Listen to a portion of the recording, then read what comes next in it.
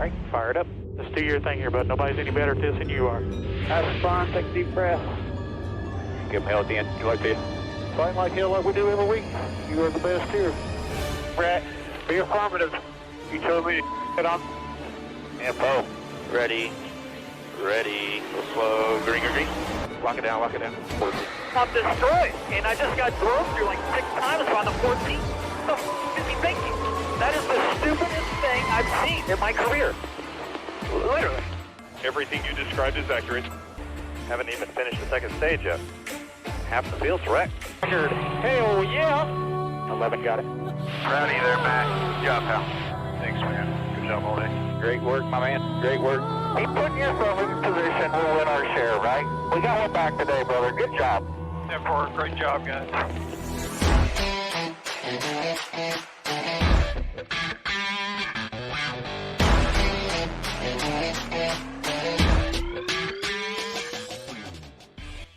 And welcome back to another week of Racing in the Draft. My name is Mark, and I will be walking you through this week's race at Kansas Motor Speedway for the Hollywood Casino 400. And as we can see, the dominant winner earlier this year, Kyle Busch. But last week was quite exciting, especially for a lot of the playoff contenders. Lots of wrecks late, ending some people's potential chances at making the Final Four, but not for Kyle Larson. And the kid is on a roll, and what a roll it is. I think he needs like 56 lead laps to surpass Jeff Gordon's all-time season record on laps led for a driver in a 36 race season. So it'll be something to kind of keep an eye on. I think him starting from the pole this weekend again will give him a great opportunity to probably surpass that. If he doesn't do it there, I don't love his chances at Martinsville a whole lot, but I expect they will bring any and or everything, including the kitchen sink, to the championship race in Phoenix, where Kyle Larson, with his win last week, locked himself in. Not unexpected by any means, but until it's solidified, as we saw last year, Kevin Harvick was the dominant driver going into the final 3 races before the season finale, and everybody thought he was a lock to make it, and ended up missing. So it's always nice to get that checked off for Kyle, being kind of a Kyle Larson fan. See, it's nice to have my guy in and ready to go. But let's take a look at last week's results as far as DraftKings. Hopefully you had a good weekend. I ended up with some screwy lineups, and things were going haywire right down to the countdown. So kind of take a lesson learned from my mistake is don't wait till the last minute. I was doing some NFL DraftKings stuff and thought I had my lineups ready to go, and when I went to go hit submit with like 7 minutes left, it came back with all sorts of errors, and then I couldn't figure it out, but ended up weird things work out for weird reasons, and as you probably saw from the video to start this, I ended up winning about 700. So all in all, it was lucky. I mean, I'd put some good lineups together, but one of them did me very, very well. I literally can't remember who it was, but whoever Christopher Bell ended up passing, I think it was Kurt Busch right there at the tail end, which cost me about $1,500. But hey, all in all, up is up, and happy to do it, and happy to share some knowledge and information. So let's take a look at who were our optimal lineups from Texas Motor Speedway last week. Kyle Larson, William Byron, Kevin Harvick. Pretty much expected Kyle Larson to do it, and I had called out Kevin Harvick to be up there. William Byron, I thought, had potential, and the data points had not really shown him being that strong from years past, but I knew that he had been performing very, very well as of late on especially the mile-and-a-half tracks. So Eric Jones, coming from 21st, he's always run very well at Texas. Daniel Suarez in this 550 package is somebody to really take a look at, and David Starr. Didn't see that one coming, and don't expect that to happen this week. But they had a really big wreck that took out a lot of potential cars early in the race, which gave David Starr the chance to just survive the race and ended up with a 23rd finishing spot. I think that might be his highest finishing spot in the Cup Series. But for dominators, we had two, mostly one. Kyle Larson really dominating the field, but William Byron did lead quite a few laps and had some fast laps, which definitely put him up there. But Kyle Larson at 155.8 points is just, that's a huge number. 5 place differentials. So pretty much anybody that moved 8 to 9 or 10 spots or more, which we could see Daniel Suarez moved 9, Eric Jones moved 9, William Byron 10, Kevin Harvick moving, and that was pretty much I thought that was an easy pick.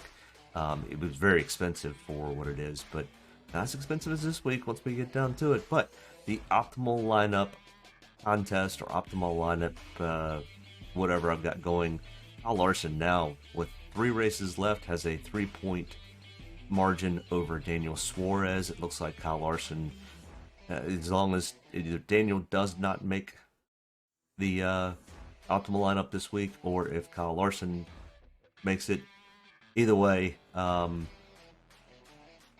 Daniel would have to hit the optimal lineup and Kyle would have to miss for Daniel to stand a chance to even catching Kyle, and I don't really see that being... I mean, I see them both making the optimal lineup this week, but having Kyle miss would be a big shock. So it looks like it's now a battle for still second and third with Daniel Suarez, Denny Hamlin, Chris Buescher, Martin Truex, and the rest of them, as you can see, all vying for that potential second spot in my fun little contest I've got going. They don't win anything, but I think it's kind of fun to watch. But let's take a look at this week's track breakdown. It's the Hollywood Casino 400 at Kansas Motor Speedway, right outside of Kansas City. I've actually driven by the track quite often, never made it to a race. Hopefully next year I can make it to this fall race when we go out to visit some family. But the track type is an intermediate 1.5 mile track. It's 17 20-degree banking in the turns, and it's progressive banking, so starts off at 17 degrees towards the apron of the track and works its way up to 20 towards the wall. So there is a decent amount of grip out there, and I expect probably to see Kyle Larson run that upper line that he is so famous for, and any of the drivers that typically do that. It's not a high tire wear track, but tires will be important, as in any case. I mean, if you have a quick caution, a short green flag run, you'll have some people that'll stay out, but anything over 25, 30 laps, these guys are going to come in and at least get right side tires. But any of these guys that like to run the high line should perform fairly well this weekend. Kyle Larson, Ross Chastain, Tyler Reddick, those types of guys I expect potentially to see run very well at this track. Total Dominator points, we will need to be concerned with Dominators. I'm expecting 1, maybe 2, probably 2.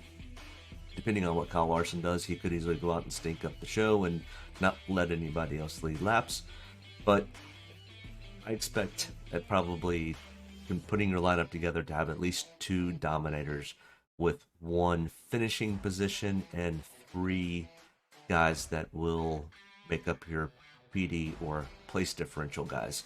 So Dominator points 186.9 coming from 66.75 laps led and 120.15 for fast laps. Alright, the real reason you guys show up to this, and I appreciate you guys doing that. And if you could hit that like, subscribe button and share with anybody else that you know that does DraftKings and enjoys doing especially NASCAR DraftKings, because I try to give you as much data points to point you in the right direction on putting together the right lineup. Kyle Larson, starting from the pole, 11,700. Absolutely just ridiculously expensive, but after 155 point outing last week, I didn't expect pretty much anything different, even though it's about $700 higher than I expected that to come in at. He is second on the power ranking. As we'll see, there is somebody starting from middle of the pack that I think could easily vie for a top 5, if not potentially a win. And it was the same person this last week that I thought would do that, and they get that same spot again. So next in line, Denny Hamlin here at $11,000. Oh, Kyle Larson's stats. He missed the 2 races here last year, so he has a total of 3 starts in this stat column. He does not have a win in the last 5 races here at Kansas. He has 1 top 10, 3 top 20s, 72.8 DraftKings average, and a 13.7 average finish. He finished 19th here in the spring race and has raced 14 total times at Kansas with 4 top 5s, 6 top 10s, and 10 top 20s. All right, next in line, our second most expensive guy, who's really expensive, also $11,000, starting 6th, Denny Hamlin.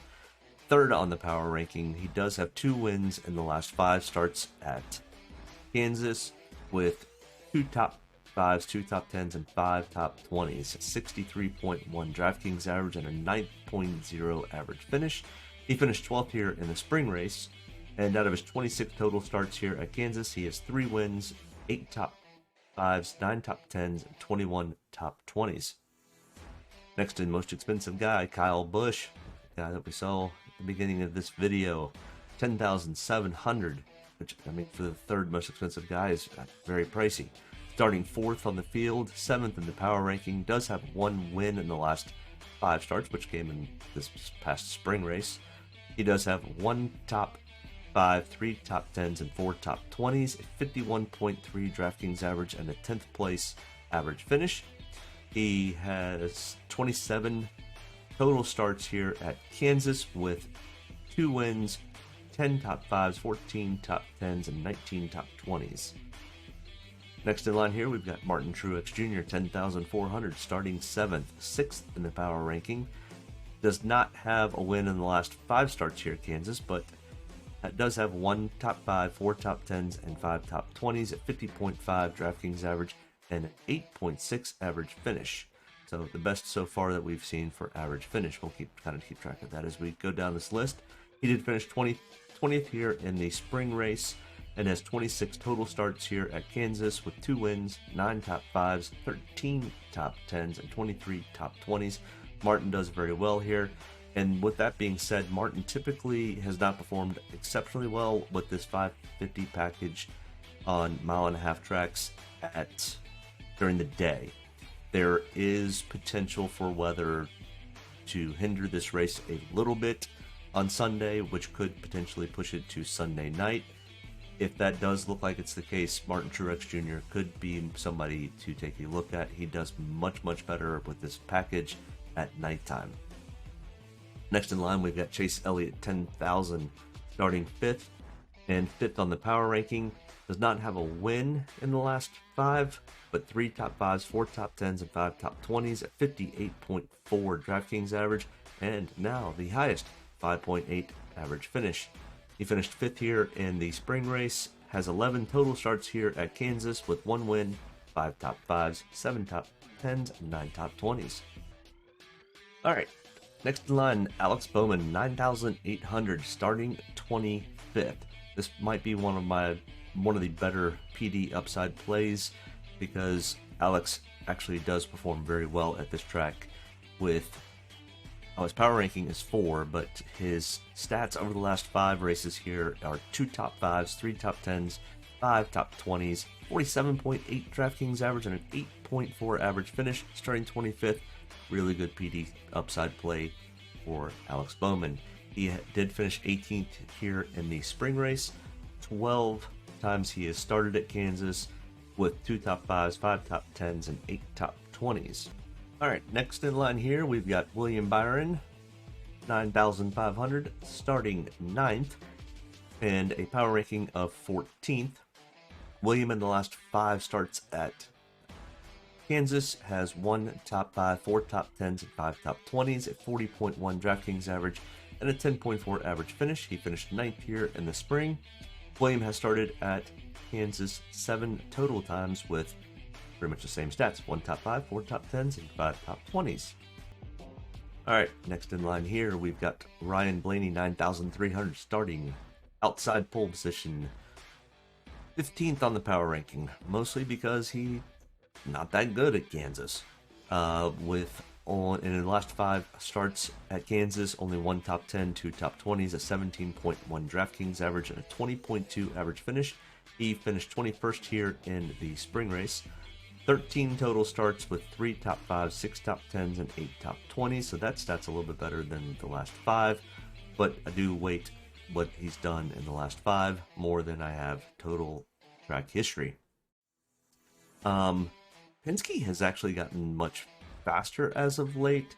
Joe Logano has not shown it, but Brad Keselowski has definitely shown it, and Ryan Blaney has also been showing much better speed in the playoffs. So take a little bit into consideration. That's why he's not much further. He's not further down in the contest or the power rankings, with him only being 15th. So very cautionary. Not a whole lot of PD upside except for maybe finishing first. Potentially a finishing spot. Finishing 4th doesn't lose you a whole lot, but I don't like his stats. I do like his current trajectory, but it's a tough hill to climb. Next in line, Brad Keselowski, Ryan Blaney's teammate, 9,100, starting 3rd, 8th on the power ranking.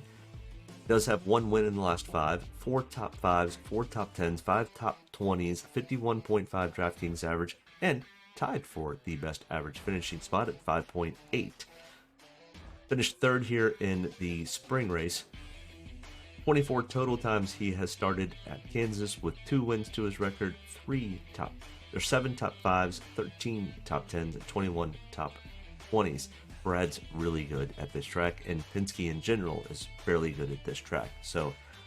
And Brad seems to have caught another gear here in the playoffs, and seems to be really wanting to go out and leave Penske on a bang.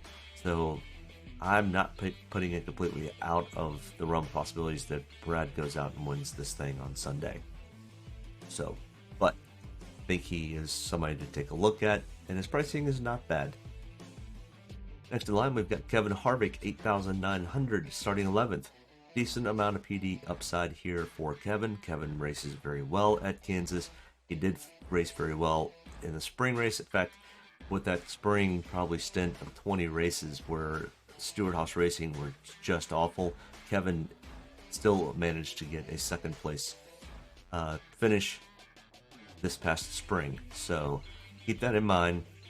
And out of the last 5 starts here, how do you want to race? Did he want to race?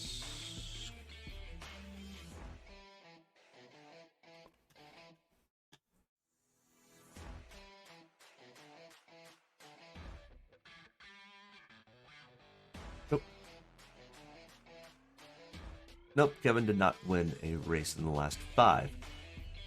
He has 3 top 5s, 4 top 10s, and 5 top 20s, a 63.1 DraftKings average, and a 6.0 average finish. Finished 2nd here in the spring. 31 total times he started at Kansas, and does have 3 wins to his credit, which might be, I think, the most out of everybody that's currently racing this weekend. 11 top 5s, 18 top 20s, and 28 out of 31 top 20s. All right, next in line, we have got Joey Logano, 8,700, starting 8th. And he does have a power ranking of 10, and had a just tough weekend last weekend at Texas, so he's going to need to win to get in, it looks like, for the playoffs. This may be a good opportunity, and also next week at Martinsville. Joey does have, in the last 5 starts at Kansas, 1 win, 1 top 5, 1 top 10, 4 top 20s, a 33.0 DraftKings average, 17.0 average finish. He finished 17th here in the spring race. 25 total starts here at Kansas. Oh, he has 4 wins, so that actually beats Kevin Harvick. So 4 wins and out of his total 25 starts. 9 top 5s, 10 top 10s, and 16 top 20s. So I expect Joey Logano to be somebody that potentially could also win this race. He also has a good shot at winning at Martinsville next week. He races Martinsville very well. Kurt Busch next in line here at 8,500, 13th on the power ranking, and starting 13th. 1 top 5 in the last 5 starts, 3 top 10s, and 4 top 20s, a 28.3 DraftKings average and 14.6 average finish. He finished 15th here in the spring race. 31 total starts here, does not have a win yet, but does have 4 top 5s, 12 top 10s, and 23 top 20s. Next in line, Tyler Reddick, 8,400, starting 12th and power ranking 12th. Tyler only has 4 starts here, and out of those 4 starts, he does have 2 top 10s, 3 top 20s, a 37.1 DraftKings average, a 13.5 average finish. Finished 7th here in the spring race. And like I said, Tyler Reddick loves to run the upper groove right along next to the wall, along with Ross Chastain and Kyle Larson. So I expect Tyler Reddick to definitely have some PD upside here. He could easily finish top 3, if not even vie for a win. That's why on the betting line down below, I have him as one of my favorites a long shot favorite to win and win you some money if you decide to bet on it. I think Tyler Reddick's a good bet, at least for top 3. Next in line here, Ross Chastain, 8,200, starting 24th and 20th on the power ranking. Ross has only 3 starts in the last 5 here at Kansas, with only 1 top 20, a 22.2 DraftKings average, 24.0 average finish. He finished 14th here in the spring, and out of his total starts of 5, he only has 1 top 20. Ross may not be the best play this week, even though he does love running this upper line. I think he's never been in this good of a car, so take that for what you can. I think there's some PD upside here. I'll take a couple of shots at Ross. I won't have him in a whole lot of lineups. I'll probably use him maybe 10%. So keep that in mind. Next in line here, we've got Christopher Bell at $8,000, starting 10th, 11th on the power ranking. Christopher Bell has started 3 total times here at Kansas and has 1 top 10, 1 top 20, a 7.7 DraftKings average, which is, that's really low, and a 20.3 average finish. So Christopher Bell is still trying to figure this track out. He did race Texas last week very well, but starting 10th scares me a little bit. He finished 28th here in the spring race. So, go with caution with Christopher Bell, but I will have probably about the same amount of shares of Christopher Bell as I do Ross Chastain. Next in line, we've got Austin Dillon, 7,800, starting 14th and 25th on the power ranking. He's just starting a little too high. If he were starting 20 to 23rd, I expect him to probably finish about where he's starting this week. So take that into account. Not sure Austin Dillon's the best play this week. Only 1 top 10 and 4 top 20s in the last 5 starts, 21.9 DraftKings average, and a 17th place average finish. He finished 25th here in the spring race and has raced at Kansas a total of 16 times with no top 5s. 4 top 10s though, 12 top 20s. Next in line, we've got Eric Almirola, 7,600, starting 20th, and first cautionary guy to be leery of, 29th on the power ranking.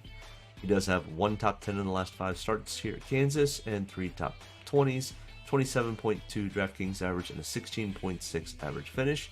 He finished 29th here in the spring race, and out of his 20 total starts here at Kansas, he's got 7 top 10s and 12 top 20s. Next in line, Bubba Wallace, 7,400. Why he is priced so high, other than maybe his starting position, but even then, none of his stats show anything of any resemblance of why you would take him.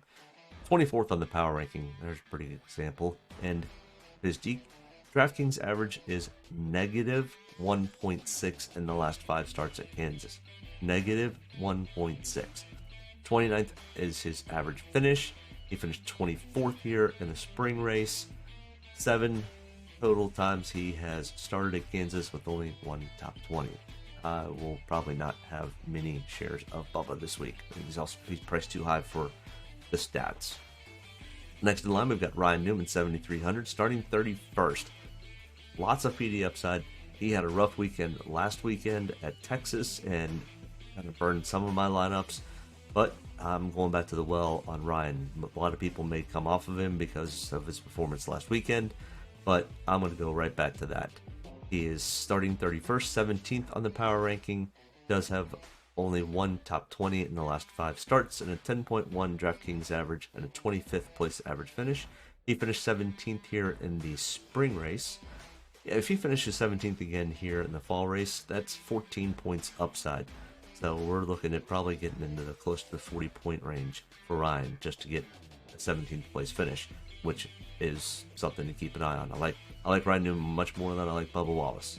And he has 31 total starts here at Kansas with 1 win, 3 top 5s, 7 top 10s, and 18 top 20s. Next in line here, Parker Kligerman, 7,100, starting dead last, 40th. Because this is the first time that Parker's climbed into the Cup car this year. But I would not take that away from him. Starting 40th.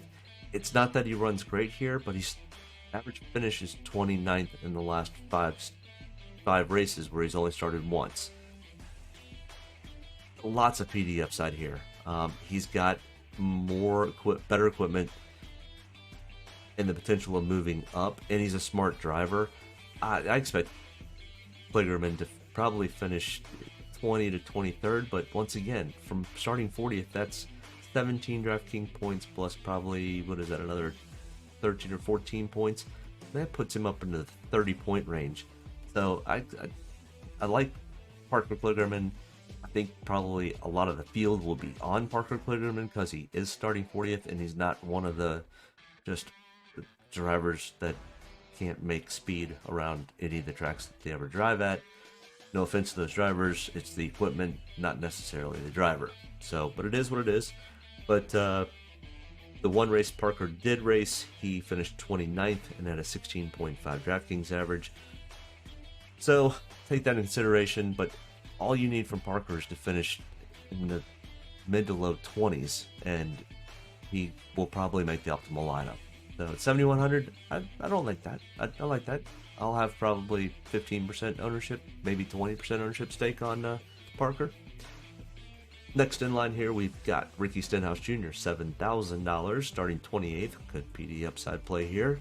Hence the 9th on the power ranking.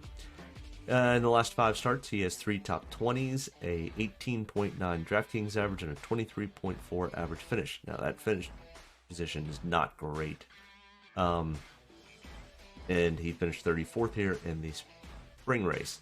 I expect a little better performance out of Ricky this weekend. So, once again, I mean, if he finishes 19th, 18th, that's 10 points, plus the 18 or 19 points that you get for finishing. So, that's somebody else to take a look at.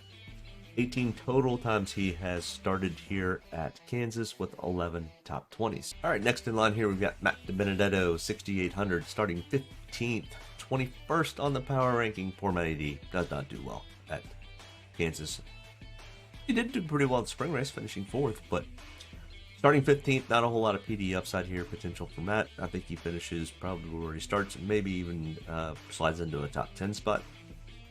But out of the last 5 races at Kansas, he's got 1 top 5, 1 top 10, 3 top 20s, 18.3 DraftKings average, and a 20.6 average finish, starting 15th.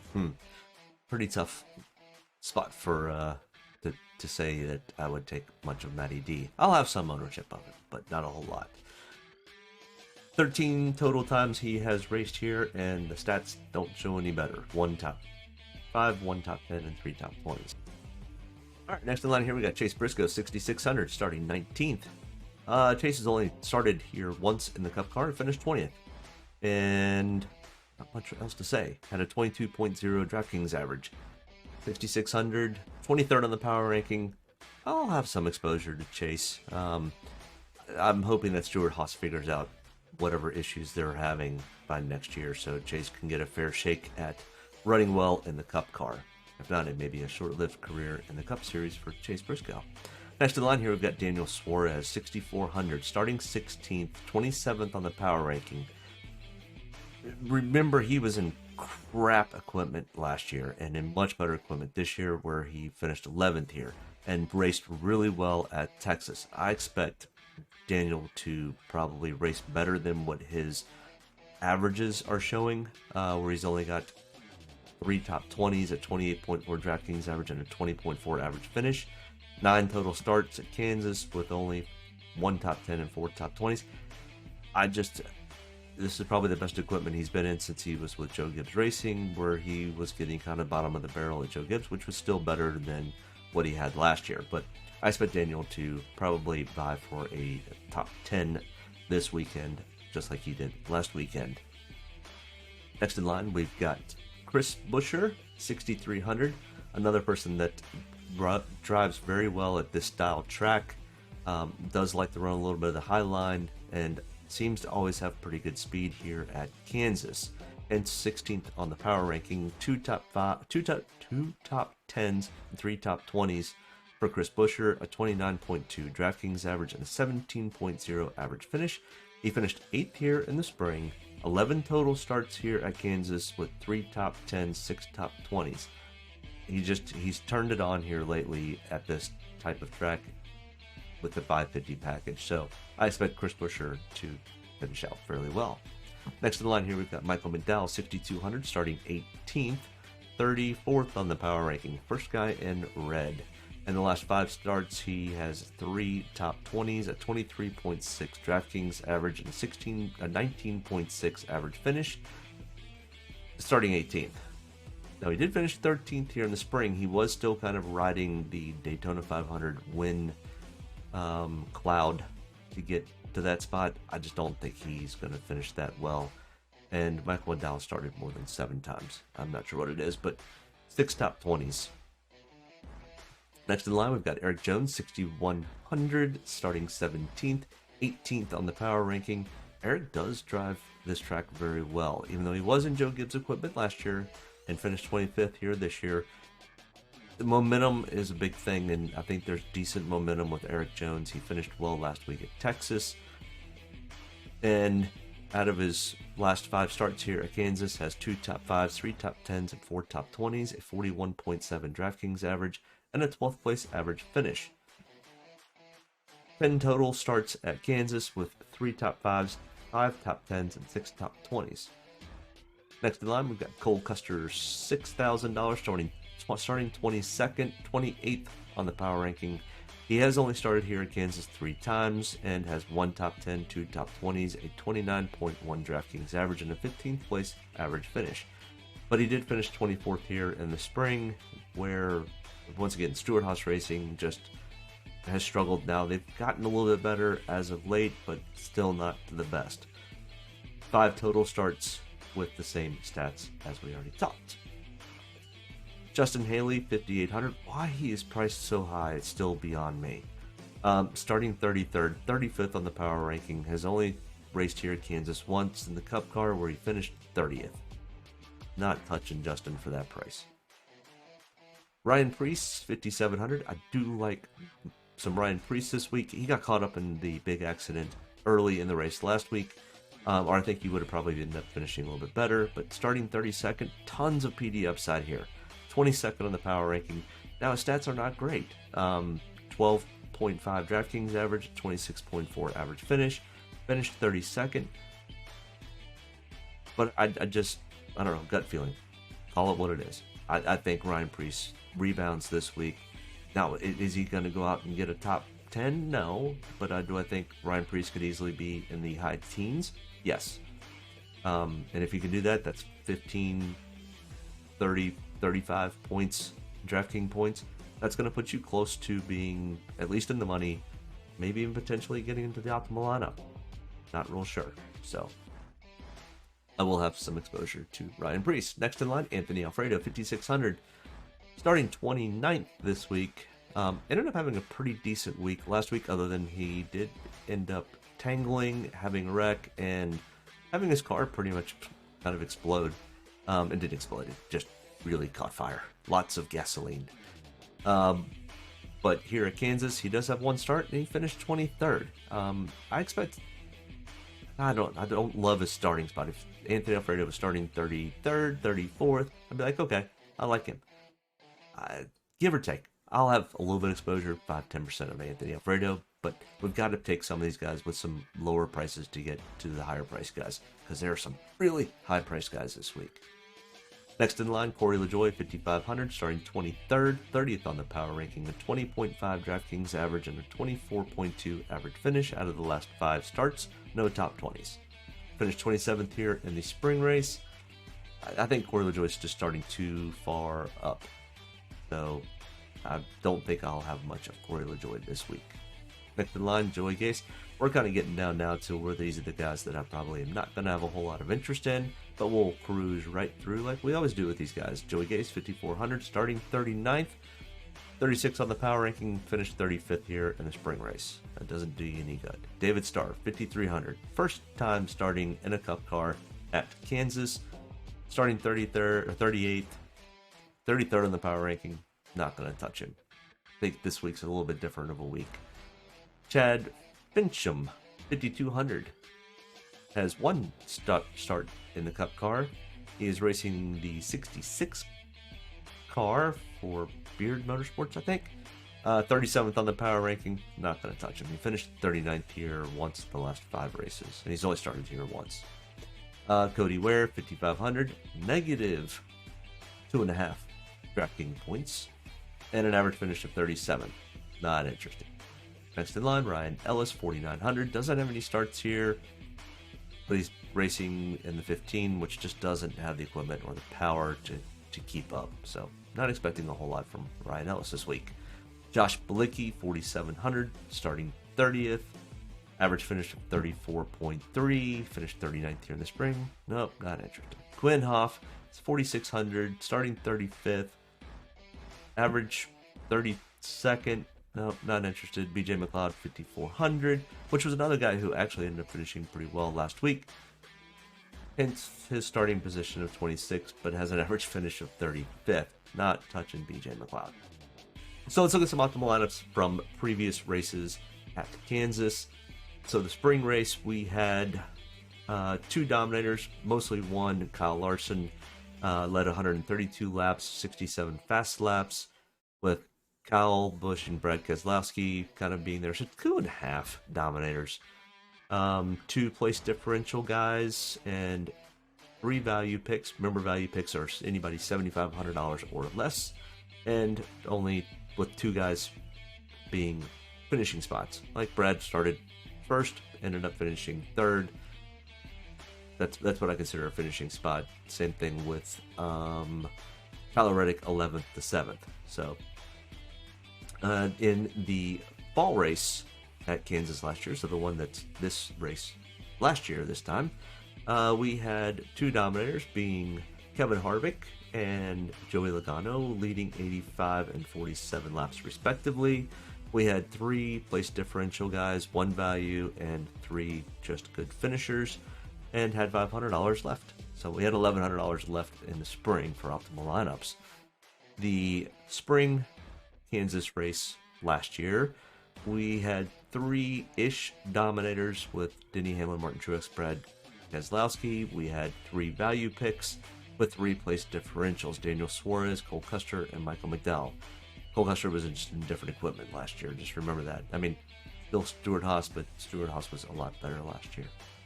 And the fall 2019 race, we had 2 dominators with Denny Hamlin and Kyle Larson, 153 and 60 laps respectively. Kind of expect something similar this weekend. And 5 place differential guys, with Denny coming from 23rd, William Byron 25th. So as you can kind of see where we're kind of pulling from here. Daniel Suarez had a 37th to an 18th. Was there? Yeah, 32nd for John Hunter Nemechek and 32nd for Kyle Larson. So we're going to find a couple of these guys that are starting in the 30s that are going to play. So Ryan Preece, that's going to be my call for the best place differential pick for this week. All right, so Kyle Larson has finished 3. And remember, he missed the 2 races last year. So out of the last 5 races, Kyle Larson has finished in the optimal lineup all 3 times that he's raced. So keep that into consideration this week. Even though he's starting from the pole, and I hate taking the pole setter. But with Kyle Larson being as dominant as he is this year, I'll definitely have some interest in him. So average salary of $49,420. So you're about $500-$600 left over in salary at 366 average points, and the average starting spot of 18.7, which shows me we're going to take 1 or 2 guys from the start up top and 1 kind of middle of the pack, and then we're going to find some place differential guys. So let's kind of take a look at that. Kyle Larson, absolutely starting from the pole, and has dominated every time he's run here in the last 3 races that he's run. I don't expect anything different.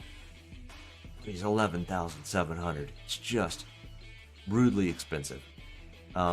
So it's going to be tough to make other lineups around Kyle Larson this week. Just kind of understand that. Everybody's kind of priced up a little bit here. So it's going to be tough. We're going to have to find some bottom barrel fishing. I just don't want to go too far down the bottom. But Ryan Blaney, Brad Keselowski, Denny Hamlin, Kyle Busch, Truex, and Elliott, all potential dominators this week. My favorite place differential guys is Alex Bowman, Kevin Harvick, Ricky Stenhouse, Chris Buescher, Ryan Newman, Parker Kligerman, Ryan Preece. All those guys, I think, have potential to be great PD upsides. Probably my low price guys of Ryan Preece, Eric Jones, and Chris Buescher will probably be in a decent amount of my lineups. And just overall finishing value guys, Joey Logano, Christopher Bell, Tyler Reddick, Kurt Busch, all potential finishing order spots. William Byron in there too. But the rest of these down below, Daniel Suarez I'll take as a finishing spot. I don't really love Anthony Fredo, Austin Dillon. They just kind of fit in. But that is all I've got for this week's video for Kansas. Gosh, it's hard to believe we're down to 3 races left in this awesome year that we've had. Really appreciate anybody that's liked, commented, subscribed to my channel. I really appreciate it. Make sure you share it out with anybody. And best of luck this weekend. Hope my winnings continue. And hopefully you can win some money too. Have a great weekend. Fall weather's going to be up and down the East Coast. I'm excited. Enjoy this race. Be wary of rain delays. And if this thing goes tonight, might want to look at more Joe Gibbs racing guys. So, but either way, enjoy the race. Have a great weekend. We'll talk to you next week. Bye. Get a good deep breath. Get ready to roll here. Only about one thing tonight, getting the W, so got to be around at the end to do that. Get ready to roll tonight, boys. Let's go have some fun. Don't get me any more fired up than I already am. All the way to the checker. You are fine. Nobody's got to run. Checker time, baby! Hell yeah! Proud of you there, Matt. Good job, pal. Thanks, man. Good job all day. Great work, my man. Great work. Keep putting yourself in position. We'll win our share, right? We got one back today, brother. Good job. Great job, guys. Excellent work, my man. Excellent work. Thank you. Man, that's awesome. Set out with a goal we got in here, bud. Thank you very much. Really proud of you, man. Drove your butt off tonight. We had the fastest car here, bud. Probably killed our deal there. Just feel like I gave one away. Yeah, boys. Way to rebound. Great job. Great job, bud. Really good job.